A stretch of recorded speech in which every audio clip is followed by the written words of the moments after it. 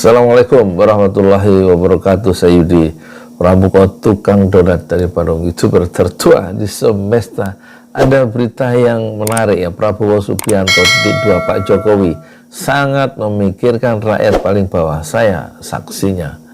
Ini laporan dari Faisal Aristama, Sabtu 29 Oktober 2022 jam 20.58 dari rmol.id Republik Merdeka.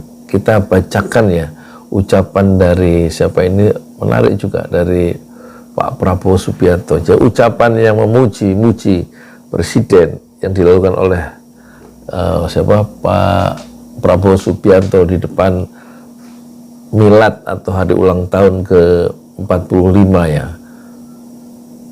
Puncak milad ke-45 Badan Komunikasi Pemuda Remaja Masjid Indonesia BKPRMI di Masjid Istiqlal, itu tidak ada cara lain kecuali memang harus memuji. Dan nggak mungkin mengkritik presiden sebagai bosnya di kabinet, ya kan.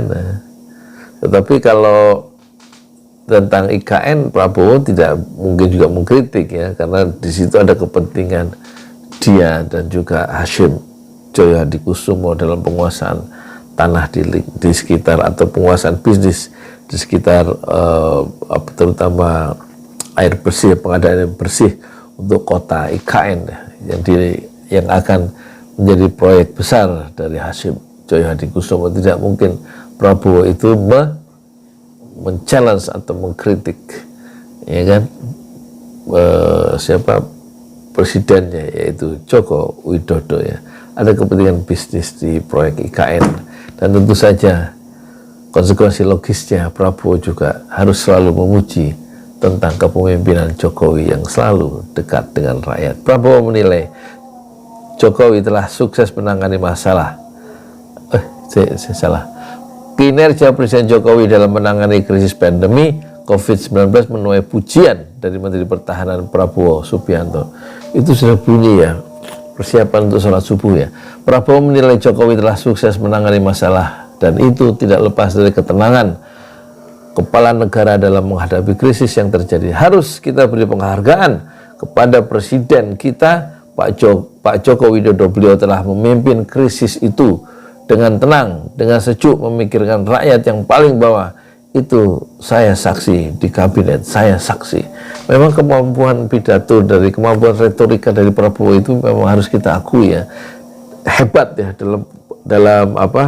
dalam kampanye Pilpres 2019. Orang berjuta-juta, berbondong-bondong akhirnya tertarik pada Prabowo untuk mendukung Prabowo dengan mengeluarkan uang berjuta-juta untuk biaya kampanye, biaya menghadiri kampanye, bikin spanduk dan lain-lain.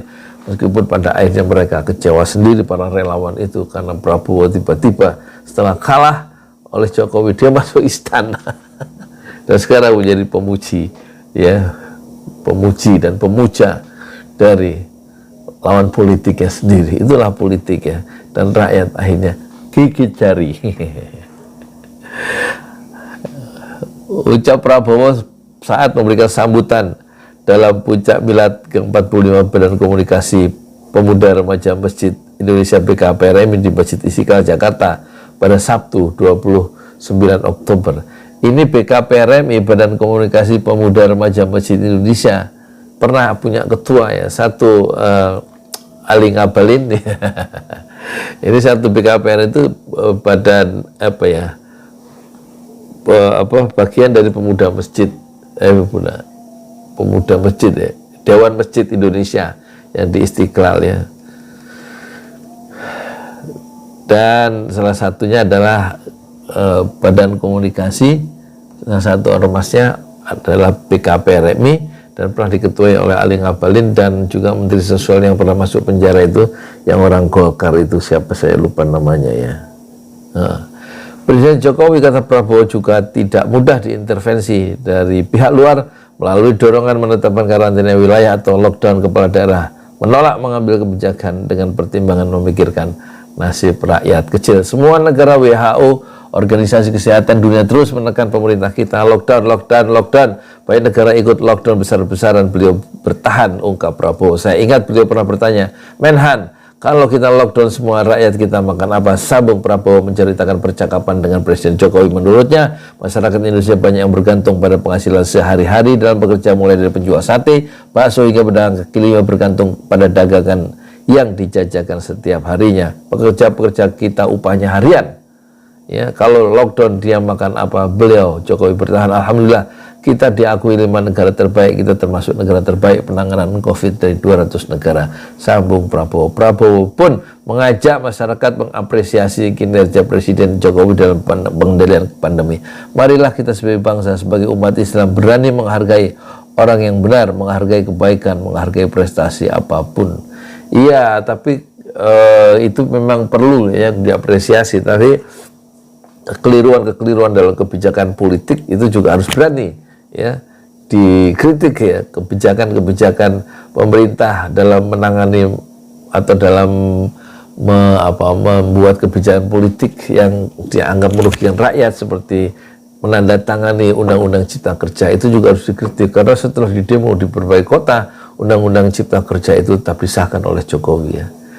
Ini juga harus secara fair harus juga dipersoalkan, karena menyangkut kepentingan rakyat miskin, rakyat yang banyak yang tidak lebih sejahtera dengan Undang-Undang Cipta Kerja yang dibuat hanya semata-mata untuk mendatangkan investasi dan merugikan pihak pekerja atau pihak buruh. Itu pertama.